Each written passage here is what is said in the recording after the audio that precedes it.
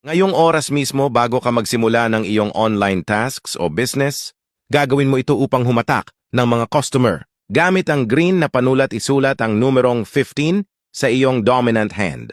Sa numerology, ang 15 ay konektado sa swerte at material na tagumpay, ang scent ng swerte.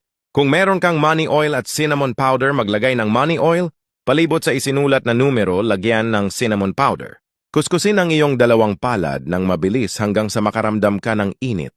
Habang ginagawa ito, ipikit ang iyong mga mata at sabihin sa isip, sa bawat guhit ng numerong ito, binubuksan ko ang pinto ng oportunidad. Ang numerong 15 ay simbolo ng aking tagumpay at kasaganaan. Ang aking palad ay magiging magnet ng swerte ngayong araw.